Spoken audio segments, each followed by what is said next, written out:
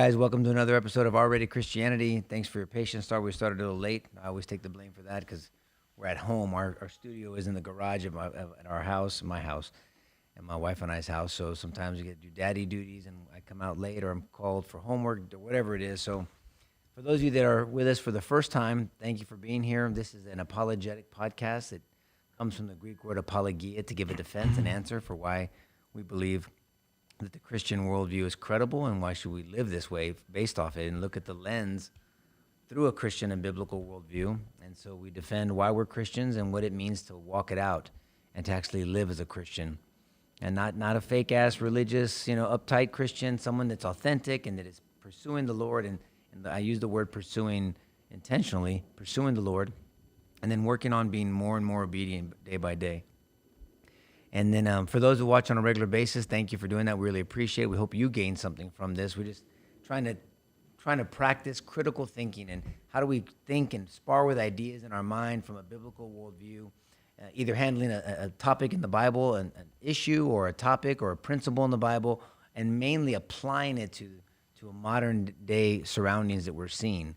I mean, it's one thing to believe something. It's another thing to believe it so much that you live it out. And that's our goal, ultimately, is that we're living it out, that we're actually expressing heavenly principles, Christ-like principles, living out the Bible the best we can, to be the fifth gospel, as we say, Matthew, Mark, Luke, John, and you, the Christian, the follower of Christ. Are we living it out the best we can? Not perfectly, but with intent to want to do it better than we did yesterday, and pursuing Jesus the whole way. Because as we say, if you meet the real Jesus, nothing should stay the same. Nothing. You shouldn't be the same. You shouldn't look the same. You shouldn't respond the same. And again, that doesn't mean perfection. That just means that you're not the same. And Scripture talks about that. And so we're in a topic. Well, I want to say something first. We wanted to address a comment. There's someone, I think his name is Antoine, right? I apologize. I don't remember if that was the first or the last name. I think it's Marc Antoine. Marc Antoine. Well, he comments regularly. Mark, we appreciate your comments, and you're welcome to comment. We don't mind it at all. I wish you would comment live so we could kind of just do an exercise and just showing people how to talk and how to reason together and sit down. It's difficult for us to respond during the week. It's hard for me, at least, and George. I know Tyler and Jeff are looking at the site, the Facebook during the week. It's tough for George and I. I need to get better at it, and I don't mind doing that, but I didn't do it this week. And they told us you had a comment about something I said last week, that God is either logically consistent or the Christian ideology is logically consistent. It doesn't violate the law of non-contradiction. Yeah, I think that was. And I think you made a comment, and it's a typical. And I'm not being condescending when I say this, Mark, but a typical comment, it's an objection that, well, if God is so good, then why does He allow evil, or why does He do evil? That's a deep discussion. We've addressed it on the show before. I think we're going to do that at the end because we want to kind of dive back. Totally up to you. I think we need to address it because it's, to your point, it's not a new question. This has been debated among historians and theologians and philosophers for decades. And there's a very, very straightforward answer, and it's rooted in history, actually. Well, look, how can we bring it up and then not talk about it now? So let's talk about it. We're in the politics of Jesus. We didn't go on a bunny trail last week. We actually applied the politics of Jesus when we talked about abortion and what's going on currently, what's happening.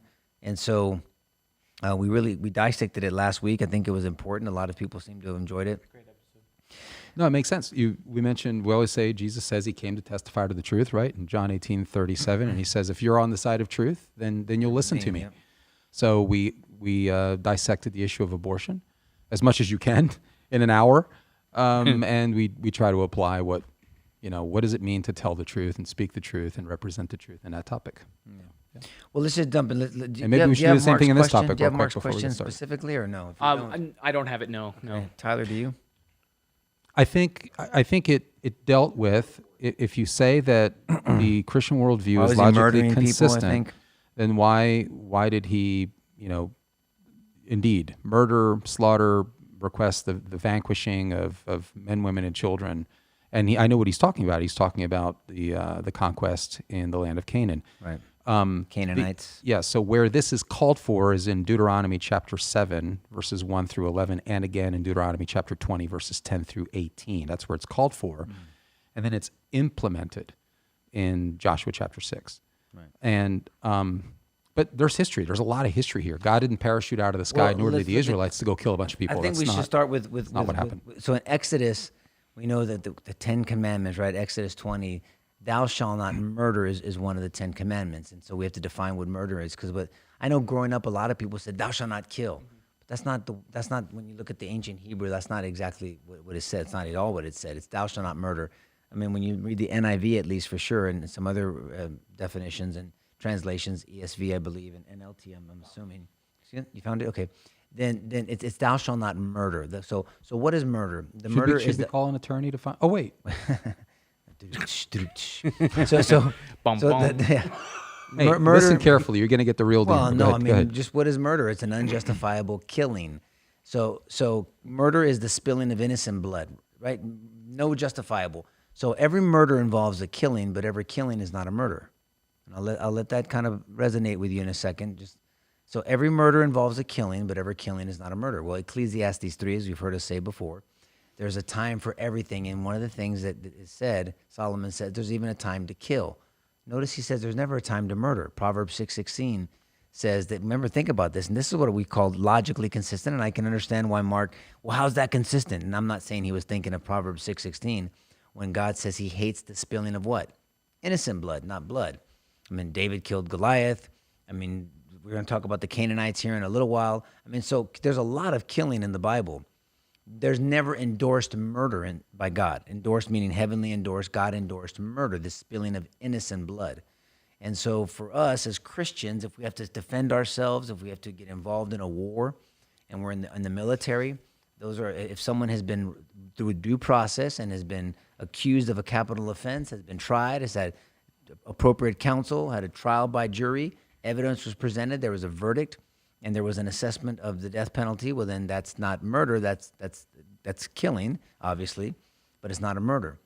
And so what the question was, and I think Tyler found the question, I think that is, well, how can you say God is good and how's that logically consistent if he's involved in murdering all these people? Do you have the question? You want to read it? You're answering exactly what he's at. Okay. You're answering exactly what he's asking. read it. Pertaining to the law of non-contradiction, how in Genesis is life sacred to God, but later he murders thousands or millions of innocents several times. Yeah.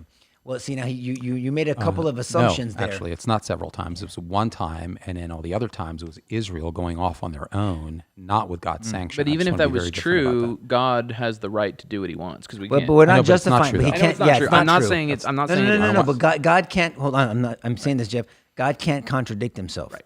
That's the only. I mean, he's not. I mean, he's truth. The reason why he hates lies is because it's antithetical to his character, which is true. I mean, he loves life, so he's not going to spill innocent life. I mean, killing is not murder. So he can't. He technically can't murder. I mean, if he's who he says he is, he can't murder. And that's God why he can't can't lie. lie. That's Right. right. Okay, go on. Sorry. Correct. That's right. He can't go against anything. People say, well, God, you said God couldn't do anything. I thought he was omnipotent. He is omnipotent, but he can't do anything that would violate his character. Right. Okay? Right. Because then you do have a violation of the law of non-contradiction. You want to explain the history and, Okay, and very, very quickly, you got to go back to Genesis chapter 15, verses 13 through 15, where an unwitting Mesopotamian emigrant by the name of Abraham was called out of a life of heathenism. He was an ancient Near Eastern person, and God called him. We don't know the details. We just know that at the tail end of Genesis chapter 11, he called Abraham out of the Mesopotamian basin and saw that Abraham was a righteous person. And Abraham would be the father of the Jewish nation. And there is shortly thereafter, he asks him to go with his family, and I'm summarizing here because I want to get to the point. He asks him to go to his family to a land of Canaan. The land of Canaan it used to be called Canaan, now it's the nation of Israel. But this is a land that's populated by hundreds of different tribes of ancient Near Eastern populations, and literally hundreds. And you've probably heard of the Moabites primarily, or the Hittites. There's literally dozens of people that are living there. They are not Christian. They're not Israelite. There's no such thing really at the time. They're ancient Near Eastern tribalistic peoples, and they're rather heathenistic. And God basically pronounces hedonistic meaning that they're pursuing pleasure, right? they're pagans. Okay. Yes. That's, So- I just want to make sure that I don't want to assume that we. No, that's a better term. Thanks for clarifying. And there's there's a promise, a prediction, a prophecy that that judgment is going to come to these people at some point, but not yet. And so Abraham settles there, Nico, with his family and ends up living there. At some point, his family ends up leaving. But bottom line is, that's where it begins, because that's where we first read, and I think I'm correct on that, Genesis 15, 13 through 15, where that pronouncement of Canaan is not really a great place to be, because the inhabitants are really not great people. What are they doing? And what was typical is they very involved in fertility rites, grotesque. Meaning what? Meaning what? Yeah. Well, I mean, they would. There was a lot of child sacrifice. That's what I'm saying. Say it. So There was fertility rates and child sacrifice. This is more than this That is sounds like something today. Perinatal step. I mean, It this wasn't is after, nice. No, it this was is after grotesque. children were born. I mean, they were actually burning them on the altars, right? I They mean, they were burning them sacrificed. alive. Yeah. Yes, they were sacrificed and For a crop killed, or for rain Altar or of something. Molech. were killed right? for a pantheon of deities, Right. of ancient Near Eastern deities. These were grotesque practices. On a regular Now, basis. God acknowledges and understands that there is a lack of revelation to these people. And so there is a putting on of notice here, Nico. Because from over the how many years? 4 centuries. 400 years. So from Mark. Genesis 15, from the 13 to 15, to what's called the ban. I want to be very clear on what the language is here. The announcement of the conquest, this annihilation of these people. That was, God did it once. And I want you to understand that going into the land of Canaan at the time of Joshua, that is really what Joshua is about theologically. It's a fulfillment of the promise of God of land. That's one of 3 blessings that he promised Abraham that day. Land, seed, right? He was going to be the father of many nations. And blessing, right? True prosperity. A life of meaningful relationship with Yahweh, okay? And that's where the law comes in. So those 3 things. This is a fulfillment of the land portion. That's what Joshua is about. And there's been a warning. This didn't parachute out of the sky into the Canaanites. We have lots and lots of historical references. I mean, this is referenced, for instance, in Deuteronomy chapter 9, verses 5. We see hostilities being pronounced to Israel in Joshua chapter 7, verses 1 through 4. Joshua chapter 9, verses 1 through 4. Joshua chapter 10, verses 1 through 5. Joshua chapter 11, verses 1 through 5. So there's a northern a northern coalition in Joshua chapter 11 of all of these tribes coming together against Israel. It's not like they were asleep at night, all right, or there was a bunch of really beautiful, sweet, kind, nurturing women knitting one day and fire rains from the sky. It just isn't like that. This is very progressive. The dissent is very historical. The disobedience is very historical. There's a proverbial middle finger back to Yahweh and Israel. Got it? And so one day, as Nico says, when the samurai sword comes out, it's going to come out. It should come out real slow. But when it comes out, it comes out. And so then there's years slow, judgment. right? 400 years 4 slow. centuries. Patience. So exactly. Patient. So what we read there is, and I think it's Hazor. I think that's correct.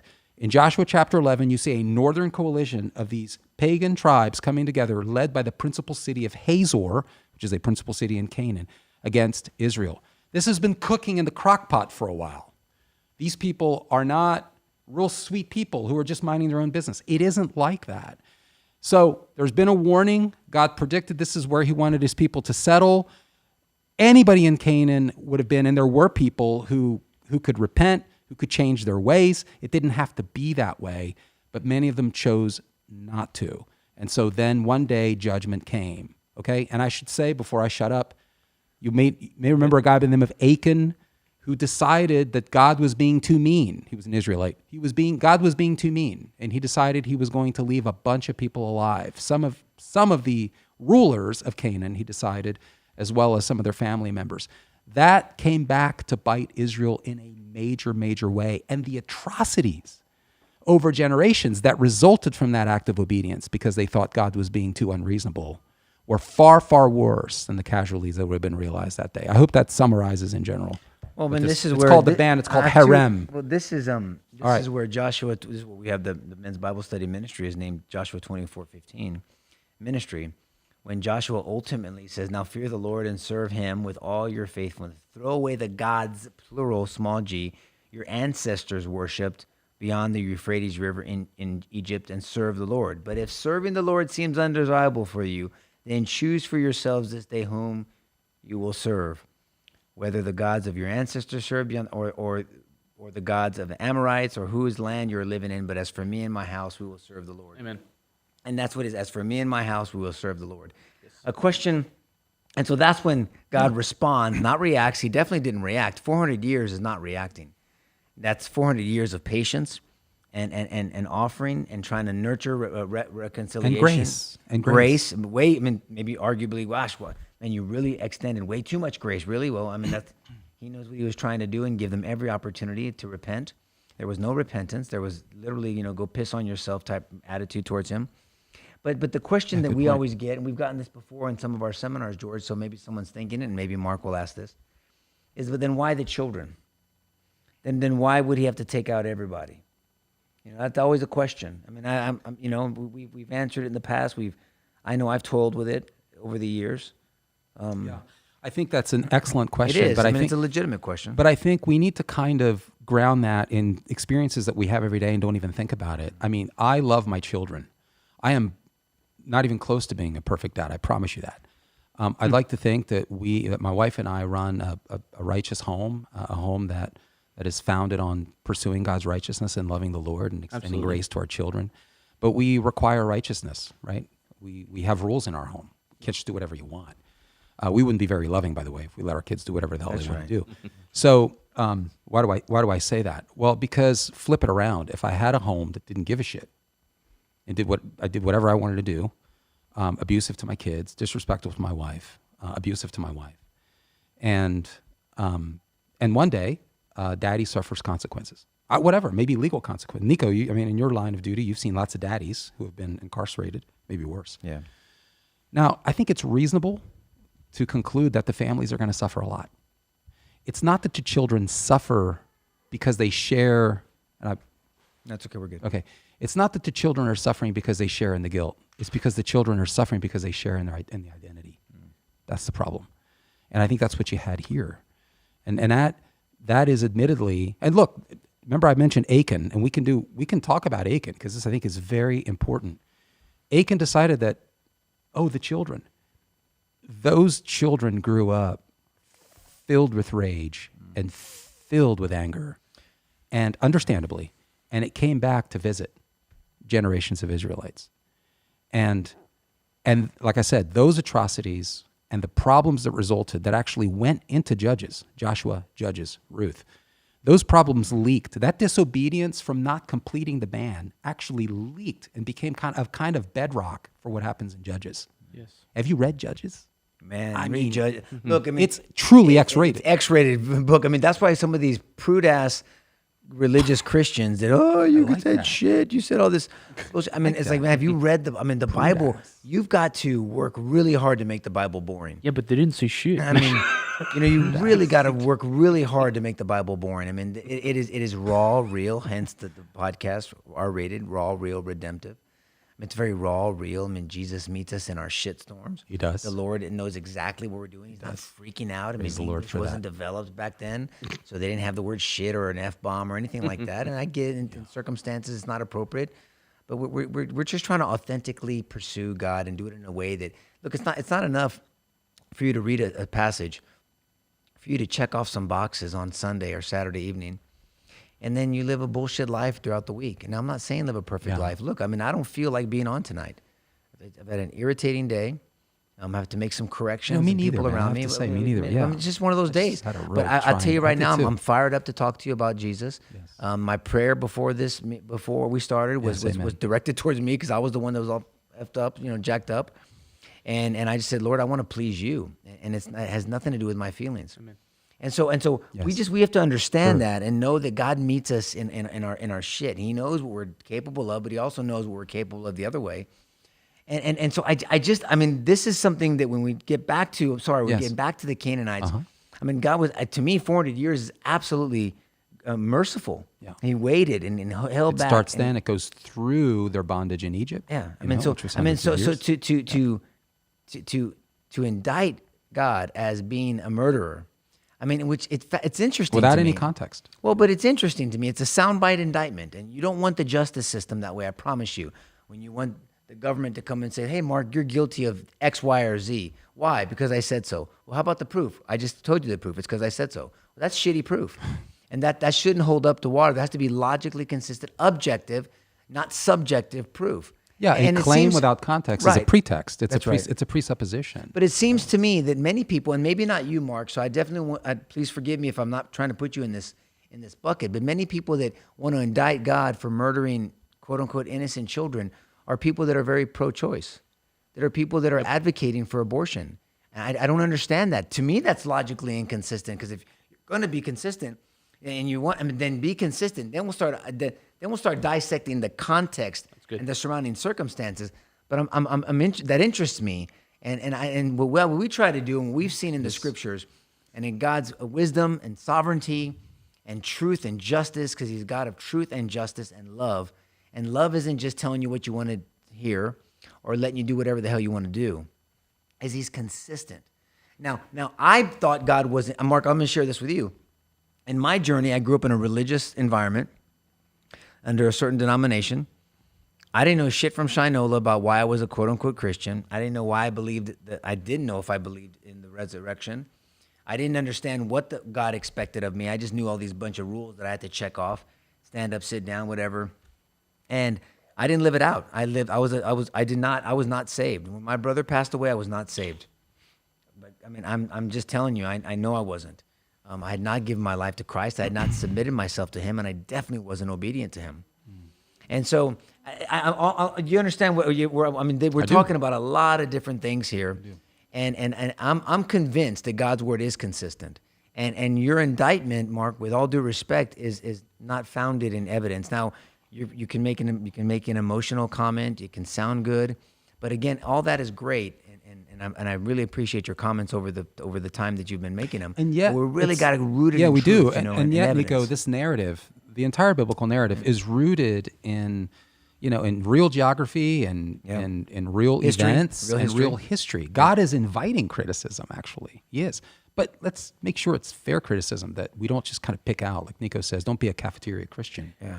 Or a cafeteria anything. Or Don't just pick cafeteria and choose. critic. Yeah. Or you can be a cafeteria critic also and not apply things to yourself and your own ideology. It seems to me, if I'm going to do a fair analysis of you as a person, I should pick the things that don't just indict you, but the things that could potentially exonerate you, right? I mean, I want to get a picture of the whole person before I render a verdict. I think we owe the Lord the same thing when we read the scripture. Well, All right, are we we should getting probably back? pivot. I hope that helps. We should pivot to the next slide, right? Which is We're back on the politics of Jesus. So We are.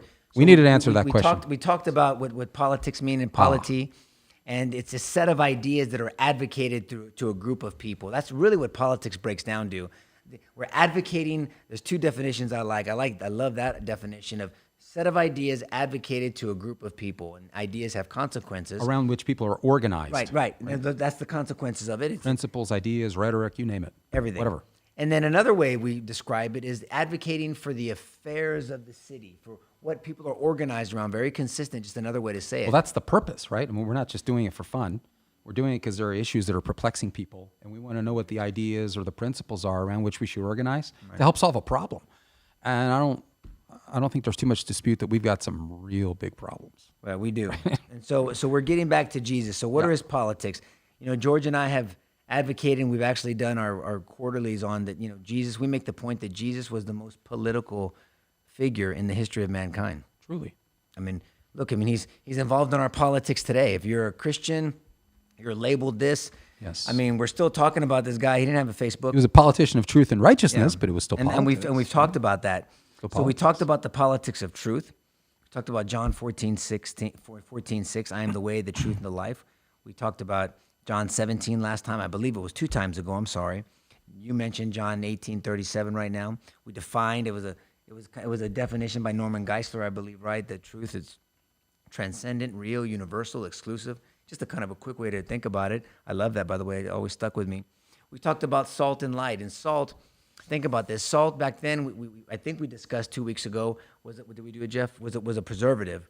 I mean, they didn't have freezers or refrigerators. And a so flavoring agent. It was a flavoring And the agent two as are well. related. But right, I mean, what flavor do you bring to society? But also, what are you preserving? And it's the truth. I mean, are you preserving the truth? And then when he calls us light, he's saying, first of all, be on a hill. Be a city on a Yes. hill. Who's going to have a light on and then put it underneath the That's right. table? Hide it under a bushel. You're going to illuminate things.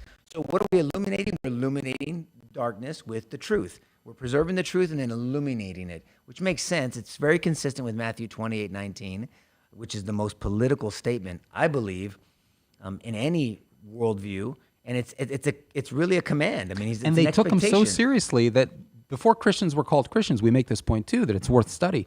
Before Christians were actually called Christians, they were called the Way. The way, people of the way. In fact, the first time people were called Christians in the early church was in Acts 11:26 at the church at Antioch. By the way, there's still a gathering of believers there, which came under horrible siege 4 or 5 years ago under ISIS. And I was very concerned that Antioch was going to be wiped off the face of the earth.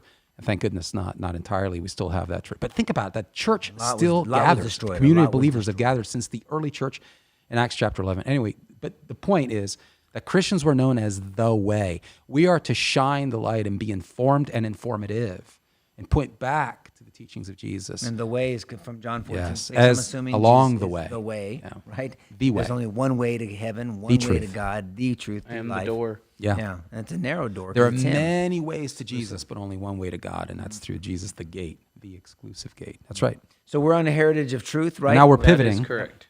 Now we're pivoting. So And we ask a question: how do the politics of Jesus? What do they have to do with us? Why do we care, especially about it in this country? And that's the answer. And we do a whole talk on this, and we're not the only ones that do. There's a lot of people that talk about this very well, and I've learned a lot from many people, including George and some of them in my studies over the years. But America, contrary to the narrative today, was not founded by secular individuals to be a secular nation. I mean, you just can't in good conscience make that argument. I mean, even if you're someone that does not adhere to the biblical or Christian, Judeo-Christian world, you just can't make that with good conscience. All you have to do is look at the Constitution, look at the Declaration of Independence. You listen, you read their letters, the founding fathers' letters from James Madison to Benjamin Rush to even Thomas Jefferson, George Washington. Forget about it. His farewell speech sounded like a sermon. If you read the transcript, I know you have it memorized, but I don't. But I'm just saying that you just read this and you hear, and they didn't have emails. Their letters were their emails. Man, they were detailed. They're very deliberate. I mean, they're writing it out, and they're profound. very profound, very deep. James Madison talks about that. And like I said, Rush. I mean, 29 of the 56 signers of the Declaration had training in biblical teachings. I mean, not the equivalent of a They theological didn't have Bible degree, degrees, but they absolutely had biblical training. Sure. Yeah, I mean that's not something that's insignificant. This is reality. The first Chief Justice of the United States was very overt about his faith. He wanted to pray over juries. I mean, these are our founding fathers. Because remember, and think about how that's logically consistent. That makes sense. Because during the experiment of this great country, well, it was probably greater back then. It's not great today, unfortunately. But of this country, it's the best country out there, right? Yes.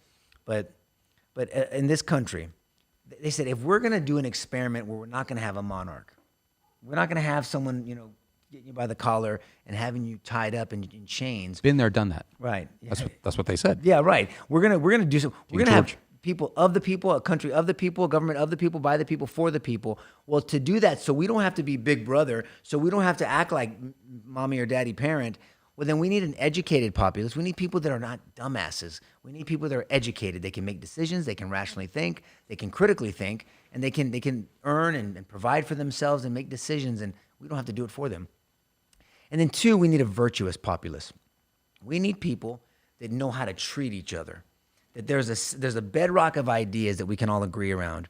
We're not going to evangelize to them. We're not going to make them accept Christ as their Savior. They don't have to be a Christian, but they're going to live by the ideas of Christianity. They have to pick some set of ideas. You have to. Absolutely. I mean, the atheist has a set of ideas, and whether Mark is or isn't, I haven't really picked up on that, but he's agnostic, I think. But whatever, share with us, Mark, if you watch this later on. But someone's pushing ideas on someone. The atheist is pushing ideas on the Christian. Think about that. It's odd to me that the thing that the atheist complains about, don't push your bullshit on me. That's what they say usually. And I don't want to hear about your God, and I don't want to hear about his bullshit rules. But yet I'm supposed to hear about your bullshit rules? Why should I listen to anything you say? I don't understand, because the idea of listening to somebody, Because if we don't adhere to some set of ideas, then when my ideas conflict with your ideas and my polity conflicts with your polity and my politics it conflicts with your politics, Right. then who wins? When an atheist uses words like ought or should, they're from- borrowing from monotheism. Yes, of course because they are. only monotheism, only Judeo-Christianity appeals to an objective, transcendent standard of morality. That's the point there. So keep that in mind. No atheist should be using any terminology with the words ought or should, And that's ever. just- but yet you do. That's a challenge to the logical inconsistency of the ideology. Speaking of which, Right? I mean, that's it. And What so- would you have a baffles question? me about it is how much they care about what Christians think. Because if their worldview is correct and they're going to die one day and they won't even remember they existed, I don't know why they care so much about what we think. It's a point well made, but and again, I say this I just out of curiosity and discussion. I've made the point before that I don't understand why an atheist gets upset when they're lied to, defrauded, stolen from, sexually assaulted, physically assaulted, family member murdered, or if their spouse cheats on them. I don't understand why that's what set of ideology and rules it's violated in their lives. Now, I understand you can say, well, that's the penal code violate. I got it. Well, where'd that come from? I mean, where's the protection of innocent life come from, or theft? Where'd that come from?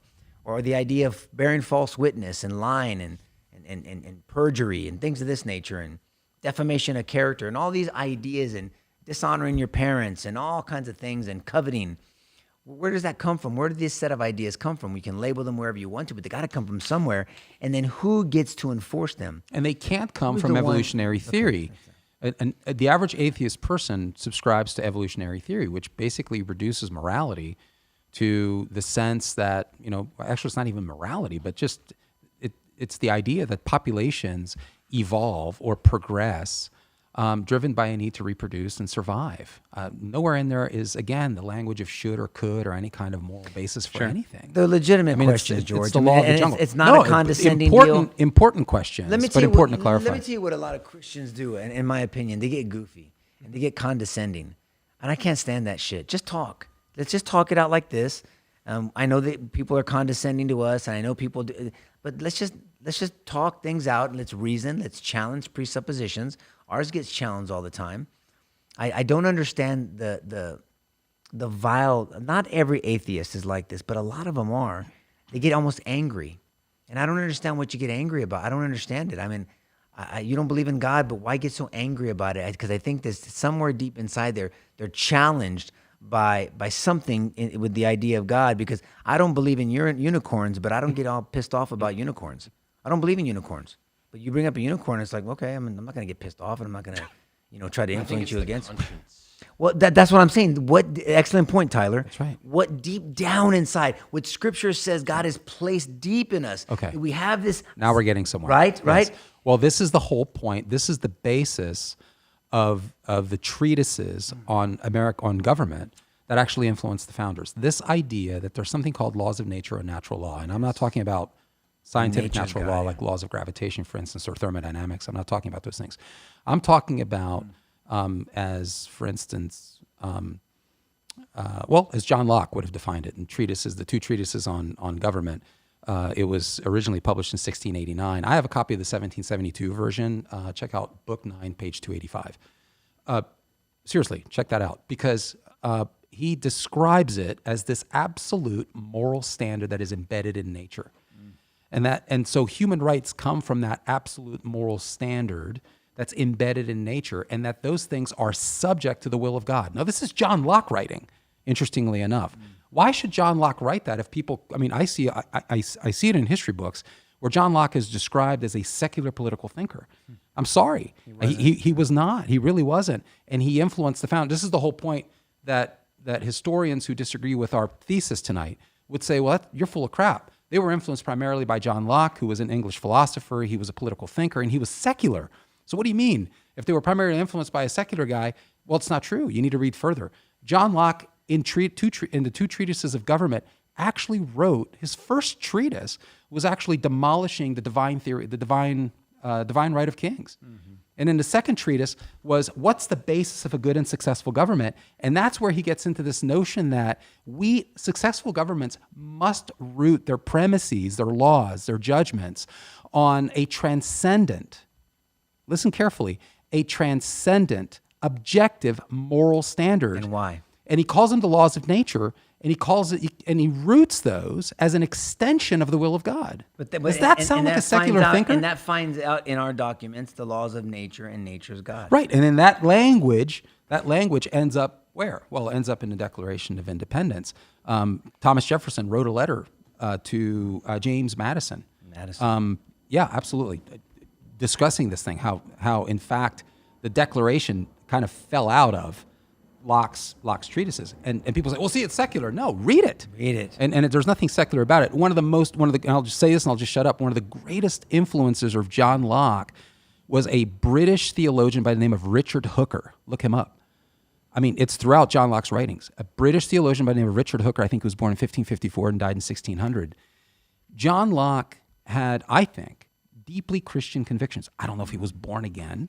We're just trying to make the point that even though that America, its institutions, its culture, were shaped, Nico, in large part by Judeo-Christian ethics. Look, that's not even open for discussion. It really is, and we can debate it. Discuss, but I think it's an open issue. Well, I think there's an embarrassment of riches to argue contrary to someone saying that we're based off secular idea or at the very worst deists, where God kind of created and then went on vacation and said, hey, you guys figure it out on your own, versus being involved and intricately involved. I mean, of course, giving us free agency, but involved because he cares about the affairs of his creation. Yes. I mean, just like us. I mean, obviously we have our children, we guide them, but at some point you gotta release them a little bit and let them make decisions. And you hope that the training and how you raise them up in Proverbs 22, start a child in the way they shall go when they get older, they will not depart from it. Amen. I believe that, I do. But I mean, we have to train up our kids, and they have to be prepared for a very hostile world. I'm fascinated by the Bible. I do think, and now that I've studied it more, and I'm still learning every day, by the way, and I'm going to continue to learn until the Lord takes me home. But I'm fascinated. I call them the Christian. If you want to use Christianese, I'll give you the dictionary, the NLT translation, Nico Hood translation. Revelation is how the Christianese says it. I call them oh shit moments. Like, oh shit, that's in the Bible? Oh shit, I didn't know that he said that. Oh, what? I mean, I just have these constant oh shit moments for me in my journey pursuing Christ. And then I had to realize I didn't have a moment. I didn't have a moment, George, where I was like Lee Strobel talks about his moment where he just had this I had a realization. I just said, man, I think I'm I think I said it the crude way. I said, I think I'm an effing Christian. Mm-hmm. I mean, I remember just because I'm addressing these issues and these deep questions that I had in relation to my brother's murder, in relation to a good God allowing evil, and how could he do that? And the issue is suffering and evil. But for the Reformed theologians who are listening, don't get excited here. I know, Nico, but you and I've known you to you experience. Define what Reformed theologian is for folks. Reformed theology. Reformed theology. They believe correctly. I think so. It's really the theology that came out of the Protestant Reformation that really forms, really forms certainly evangelical Christianity and the Christian tradition in the United States, and really throughout Western Europe in the aftermath. And this is the idea of being saved by grace, right? This is Ephesians 2, 8 and 9. The systematic theology we've talked about in here. Doctrines of justification, sanctification, reconciliation, and propitiation, and doctrines of sin, the doctrines of God, the doctrine on the inerrancy of Scripture, the five solas, all that stuff that came out of that kind of encapsulated in this notion of Reformed theology that came out of the Reformation. I just want people to understand, you experienced genuine repentance. It's like one day you sat there and said, oh my gosh, I'm a Christian because I seem to really agree with Jesus. Oh, because yeah. Our founders yes, thank you for clarifying that. Our founders also had that same epiphany. Hey, I really believe it, because they wrote it, and we have some slides here.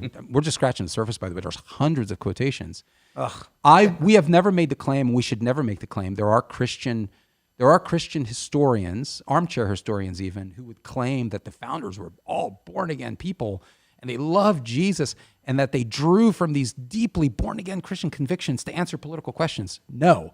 There were religious rationalists. There were the Christian rationalists, I would say. Yes. Individuals like Ben Franklin, John Adams, Thomas Jefferson, Like a lot of Jordan Peterson types. Thomas Paine. Right? Yes. I mean, basically, That's Jordan a Yes, great- I would that's a probably great put him in example. that rationalist camp. yeah, And then there were others who are much more orthodox in their belief that I would consider like probably born again in Benjamin Rush. modern terminology. Certainly Rush. I would say Roger Sherman. I would say Robert Morris. Sam Adams. I would say Patrick Henry.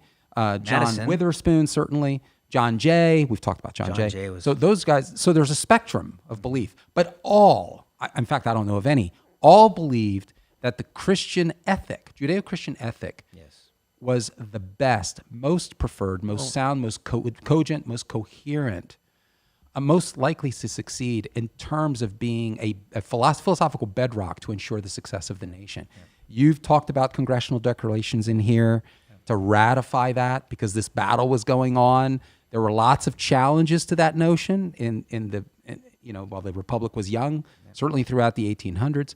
We did have congressional declarations. I don't know if you have them with you tonight, but we've cited. You guys should look them up. I'll read them. Because you probably can't write as fast as Nico talks, but check out the 32nd Congress. I'd say 32nd Congress, second session. You want me to read it? Rules of committees. Yeah, you're going to do 1852 to 1853. Yep, I'll do both Okay, of them. do that one, and I'll give them the reference. Okay, in case you guys want to look it up. If not, fine. So here it was in look it up. 1853, the petition to Congress to remove Christian principles from government chaplains, all this thing. So here's after a year. So it was in 1852, as George said, but in 1853, and if you've heard this before, bear with us because we don't know who's watching every week.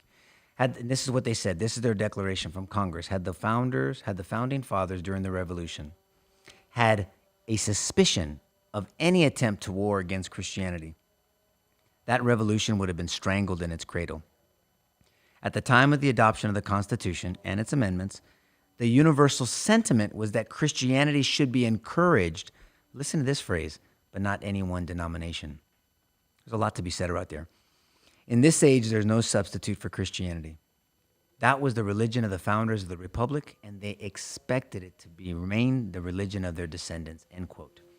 Now, if you don't like that declaration from Congress, you don't have to. Rules of committees, United States Senate, 32nd Congress, first session, 1852 to 1853, and I think it was page 3. But I don't know. But check it out. I think you'll. And what about 1856? Let's go to 1854. Okay, fine. I don't have that one. 1854 was the same thing, except dealing with different cases, but the same conclusion, Nico, essentially.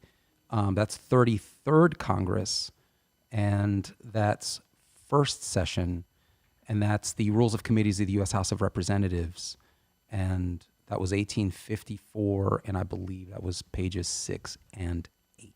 Now, Please look it up. Now, 1856. And 1856 was the 30, 32nd. It was the 34th,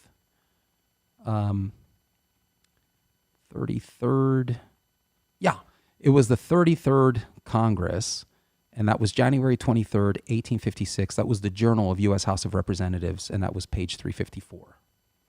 33rd Congress, January 23rd, 1856, and that was the Journal of U.S. House of Representatives, and I believe that was page 354. Read it. Here it is. Here's the quote, the second quote from 1856. The great, vital, and conservative element in our system, that is, the thing that holds our system together, think about this next statement, is the belief of our people in the pure doctrines and the divine truths of the gospel of Jesus Christ. I mean, what do you say to that? I mean, this is after Bunch of atheists. Well, no, but they did a lot of research. I know. I mean, this is not something they just said, what the hell, let's just say what we want to say and we're going to rewrite history. No, they actually studied history. That's right. That's what people are trying to do today. It's called historical revisionism. They're not trying to do that. What Congress actually did in 1853, 54, 52, 53, 54, and then 55, 56, what they actually did is they wanted to be true to history. They wanted to be true to, 100 years earlier, they wanted to make sure that they encapsulated the heart and the intent of the founding fathers. And so they did their homework. They actually did their homework. Please read that last sentence again. Okay. Sure, it's short. So I say, the great vital and conservative element in our system, that is, the thing that holds our system together, Okay, yeah. is the belief of our people in the pure doctrines and the divine truths of the gospel of Jesus Christ. Okay, yeah, that's 34th Congress. 34th Congress, January 23rd, 1856. All right, now the language just kind of threw me off, but yes. Does it? Yeah, and I would say it continued. This was an ongoing, and I mean, can you imagine this happening today? Go forward to 1863 in the middle of a civil war, and the United States Senate asks President Abraham Lincoln to designate a national day of prayer and humiliation. That's March 2nd, 1863. That's the 37th Congress, and Lincoln accepted. March 30th of that year, he did it. Well, but also, Can you imagine that? I mean, I don't remember the number, but it's a very large number of how many times we've had national days of prayer and fasting. Prayer and fasting. You used to have presidents asking the country to come together in prayer and fasting. Yes. Together as a nation. Powerful stuff. That's powerful to do that together as a nation. Yes. So the question is, what happened? How did we get so far away from our foundation? Because when you look back at the first declaration, I think there's an argument to be made, and maybe George can answer this for us. I haven't spent enough time diving into it. But what it says, at the time of the adoption of the Constitution, this is the first declaration I read, and the amendments, the universal sentiment was that Christianity should be encouraged, period. Christianity, no disrespect, not Islam, not Hinduism, not Buddhism, Shintoism, anything. Christianity should be encouraged, but not any one denomination. So the battle back then, and this is historical fact, was they were fighting over denominations. They weren't fighting over worldviews and religions. That's what the next slide's about. Oh, that's good. You're basically summarizing the intent of the next slide. Can you read that? Are you able to see it? I can see sorry, it. sorry. America was not founded on right there. The founders identified themselves. Oh, yeah. Founders identified themselves as Christian or religious, and religious meant Christian. Why? In 1776, every European American, with the exception of 2,500 Jews, and these are statistics from the time. 2,500 Jews. Around, sorry. Did I say at? That's how I say at. It says around, with the exception of. Of around approximately 2,500 Jews identified themselves, there's a word, right? Identified themselves, or herself as a Christian. They transitioned to Christian. So 1776, all Americans, minus the roughly 2,500 Jewish that claimed that they were Jewish, identified themselves as Christian. That's a staggering You statistic. think? Yeah, Yes. I'm with You you. know, approximately 98% of the colonists were Protestant, and the remaining 1.9 were Roman Catholic.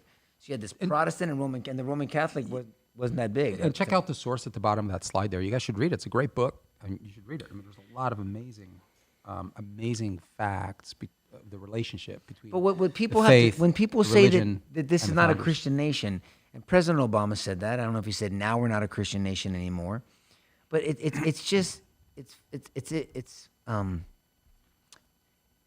not true. I'm trying to think of the word to say exactly. We don't require people to adopt the Christian doctrines, the theology of Christianity. We don't require that. It's a personal decision. That's right. Right? And That's right. obviously the United States values choice. Oh, there's a concept. I know you'd never know it. We with would this guy in prefer it, office. but we're not going to. Yeah, absolutely. Right. So I know you'd never know it with the current administration. But yeah, we actually do. The Constitution does protect your ability to choose. You know? Well, hold So- on, but not choose abortion though. You're talking about choose the way you run your life. Sure. Yeah, because to make we talked about decisions. that last People week. can misconstrue I'm going back that, to the Bill of Yeah. Rights. I understand that. I just apologize. wanna make sure that we talked about it last week. Appropriate clarification since we're talking about religion. But Yeah. yes, Amendment Yeah. 1.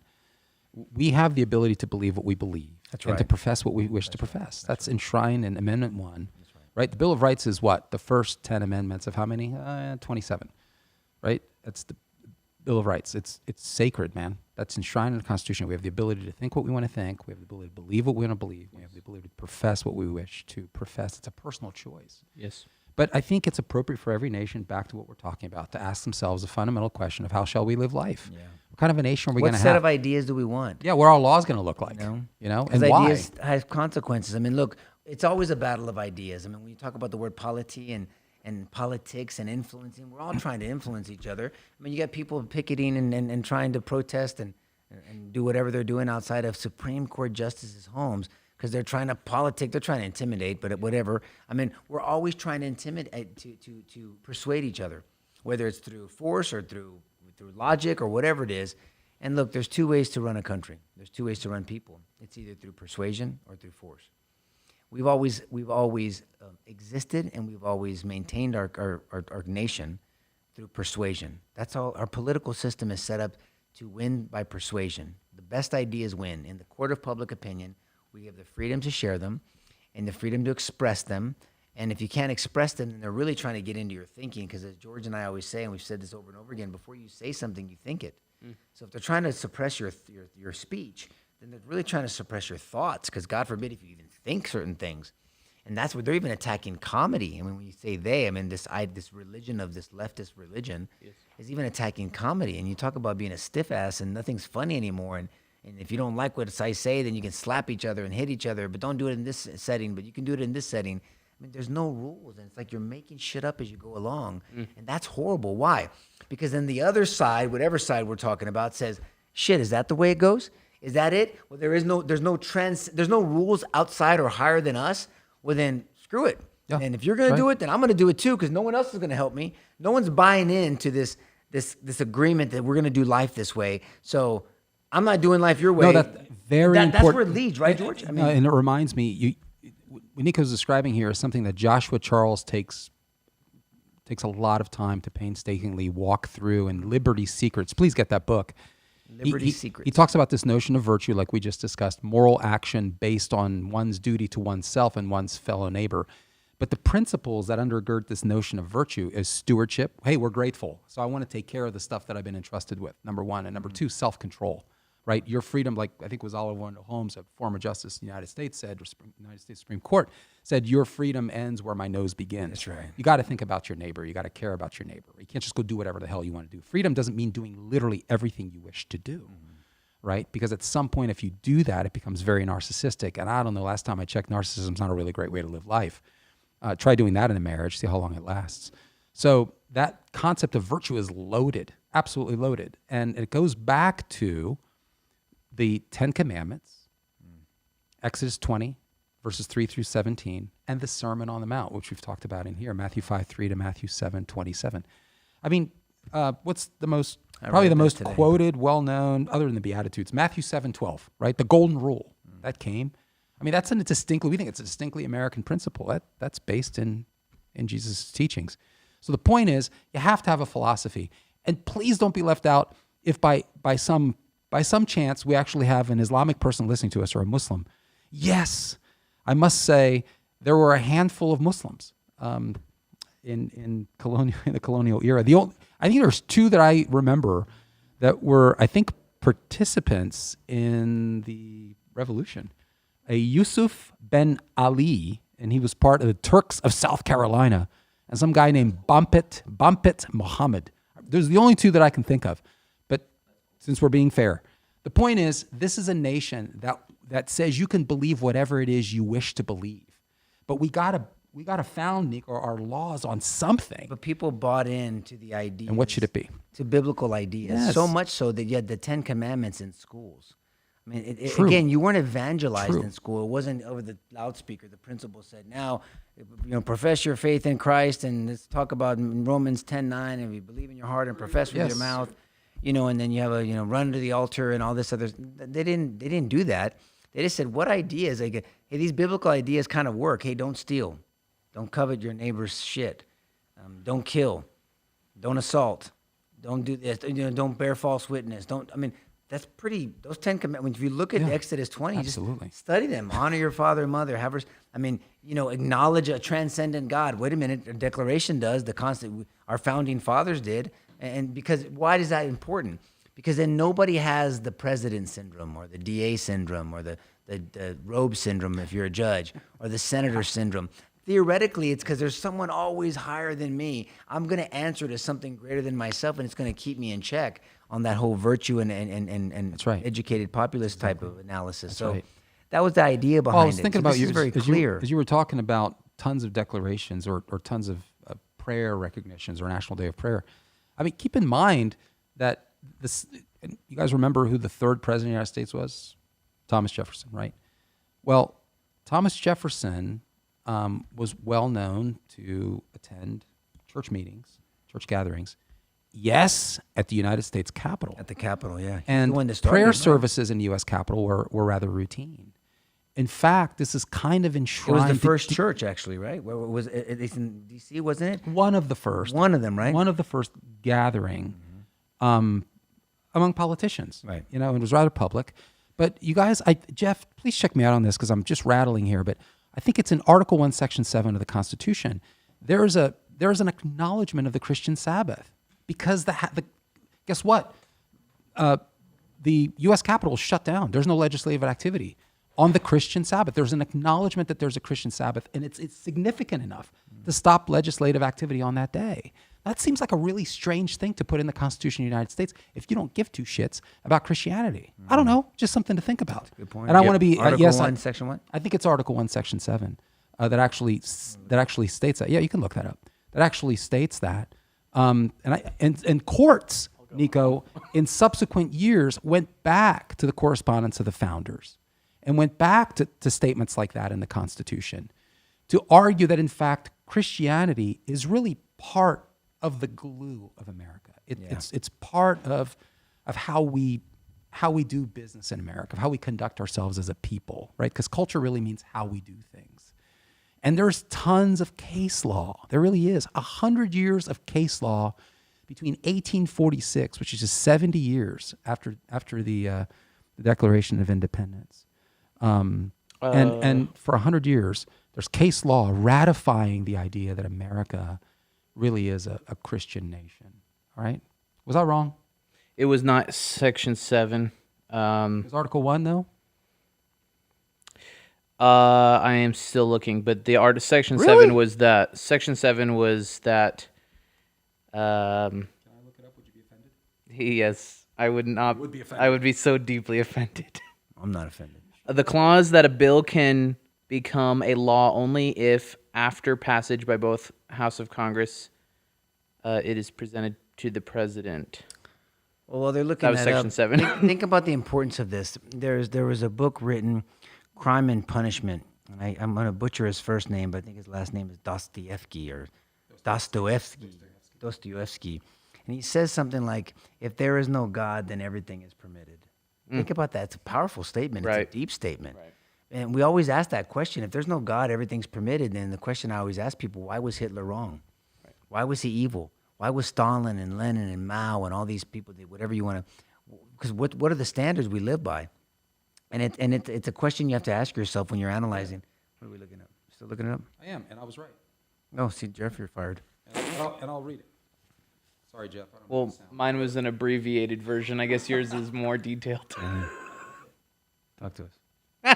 No, keep talking. Well, I am pull up the whole thing. Jeff said. If there's no God, then we're a bunch of lone rangers and we could do whatever we want. Well, then we get back to the jungle. Right. Then if my ideology and my truth and your truth and my definition of right and wrong and your definition of right and wrong conflict, how do we settle it? Because we have no bedrock of ideas. Correct. Right now we go to the penal code and we go to certain civil norms and societal, norms. But think about the penal code. If you look at the penal code and the way we structure our statutes, they're biblically based. I mean, they just are. I mean, it's going to be, you're going to have a hard time arguing against that. Did you find it? This is Clause 2 of Section 7. Read that. What am I going to read it for? If any bill shall not be returned, are you talking about? Yes. Clause 2, there we go. Within 10 days, Sundays excepted, after it shall have been presented to him, the same shall be a law in like manner as if he had signed it, unless the Congress by their adjournment prevent its return, in which case it shall not be law. So The point is that Sunday is accepted in recognition of the Christian Sabbath. And that clause in Article 1, Section 2, sorry, Jeff, I should have said Clause 2. I'm sorry. No, it's okay. There's multiple clauses. I should have been precise. I was accurate, but not precise. Was cited in case law as just one indication. And to your point, the correspondence of the founders and the things they were saying, right, about the bedrock upon which they based their ideology, right, for the Constitution. It was used by courts. And again, seriously, guys, if you ever want those citations, if you're interested, I'll give you those case laws or those cases and the dates. I'll tell you what they are, and you can go back and read them.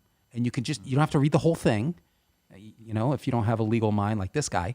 And then just go all the way to the end, and you can see the conclusion. What is the conclusion of that case? What is the decision, the ruling of the court? And it's everywhere. You can't escape it. 100 years of case law, and then something happened after 1950. Golly gee willikers, I wonder what it was. Remember in 1962? Let's take prayer out of schools. That sounds like a really great idea. Yeah. Right? But so something changed in America. Engel versus Vitale. I think it was Vitale. It's an Italian name, but Engel versus Vitale was ruled on. At that time, I think less than 4% of America did not adhere to a biblical worldview, but yet the Supreme Court still made the ruling to take prayer and biblical references and out of schools. A 22-word prayer. Yeah, literally out. I mean, and what a hell of a decision that was not reflective of the. And look, and if you look at that, look, there's other people that have tracked this data. When you look at school data and societal issues, from murder to divorce, everything, and from 1962 to the present day, I mean, it's a steep decline or a rise if you're looking at the negative, or a decline if you're looking at the positive. I think that's a compelling thesis. I mean, yes, it really is. I mean, but it really was a stunning reversal of precedent. Yeah. The precedent was. We had again 100 years of case law. It wasn't just like, oh, the abortion has Roe v. Wade. There's a case, and then there's Planned Parenthood versus Casey in 1992, which basically said what Roe did. I'm talking about a dozen cases. Somewhere in the vicinity of a dozen cases over 100 years just blown off because of some very faulty reading of the separation of church and state clause in Jefferson's response to the church, or to the Danbury Baptists in 1802, January 1st, 1802. Look, there's a Stunning. question we have to ask ourselves. The Warren Court. The Warren Court jacked everything up. But there's a question we have to all ask ourselves, and I'll end with this because we're going to get back into we'll try to finish this up next week if we can, depending on what rabbit trail we go on. But what do we value in our society, and what's the hierarchy of value? Question to ask yourself, like, what do we value? If you ask a neighbor, if we ask Mark, I mean, I'd be curious to ask Mark to comment, or anybody when I get into, but what do you value in life? And then when they'll tell you, they'll rattle off some things, and then you ask them, well, what's the hierarchy? Give me the highest value and rank them in most important to least important. And then second part of that question is why? Then you're going to get into some really juicy and deep discussions, and it's going to get uncomfortable for the person that they're not bedrock, they're not rooted in something other than themselves, because everybody believes in a God. I promise you, it's either a small G God, it's either yourself and you're acting as God, but the role of God, meaning moral arbiter, the one that it gives us our compass, the moral compass that we do this thing called life, that gives us the definition of right and wrong, virtuous, moral, good, evil. These are not simple questions. They take a lot of critical thinking and reasoning together, and sharing thoughts and ideas, and seeing how those thoughts and ideas play out, because they have consequences. And we have a lot of data. We have a lot of different societies that have run their societies by different set of ideas.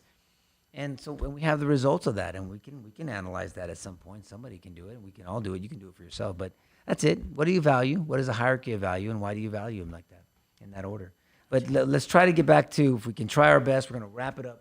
No, this is good. It's keeping us on point, and it's helping us. These slides are kind of anchoring, right? Anchoring the topics that we cover down to a set of ideas. It kind of keeps us on track. Hopefully you guys can appreciate that. Have we had any, just out of curiosity, some questions. Is anyone offended by Yeah, anything we're saying, or any questions? Just, can I read one? Okay. Could I read one? Well, sure, Dad. We can read as many as you want.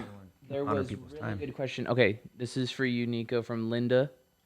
She said, Nico, is it true that the 14th Amendment protects a woman to have an abortion? No. Can you expound on it? Well, no. I mean, it just doesn't. I mean, what's there to expound on? It doesn't. I mean, they're talking about privacy rights.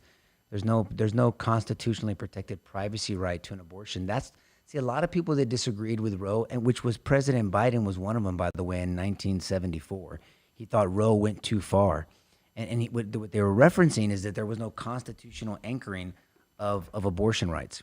And then you have to start talking about, well, when do the rights of the child, or is it a child inside a woman's body? We know now, science. Look, if you're going to follow the science, you got to follow the science. I mean, that is a human being inside of a woman's body. It's not her arm or a breast or a finger or a toe. I mean, it's a human being. I mean, whether we like it or not, in roughly 9 months, that woman who is pregnant is not going to be pregnant anymore. There's nothing she has to do about it other than just make sure she doesn't do anything to harm the child. The child's coming out. And so there's two issues there. There's number one, is there a privacy right to an abortion based off in the 14th Amendment? The answer a lot of people says is no, and I have not fully read Alito's decision, but I heard it's well written. It is very, and it addresses very a lot well of written. these issues. That's right. And I think that the point is that it's inferred. Yeah. This is the problem. The 14th Amendment does speak It's not of... enumerated. They say what the argument is that it's an unenumerated right in there, and It's it an wasn't. unenumerated. They claim it's an unenumerated substantive.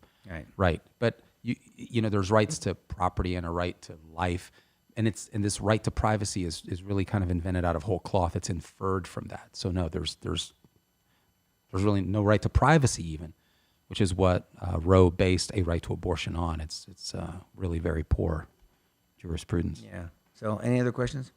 YouTube, Tyler, anything? We can just wrap up with some questions and we'll head out. Thanks, guys, for your patience. We're going over just a little bit. We started a little late. We're 10 minutes out. We're good? Well, guys, we're going to wrap. We'll continue next week and go where it goes, but we have those slides. I think it's important to see those slides. George did a really good job putting them together for our quarterly seminar that we have done. And more than one time we've done this one. And each time we do it a little bit different. We add a little bit of the slides or adjust them or massage them a little bit. But the conversations and the where it goes it's fascinating because it depends on the audience. So hope you benefited you. Share it with someone that you think would enjoy this. Hope to see you next week, and God bless you. Have a great week.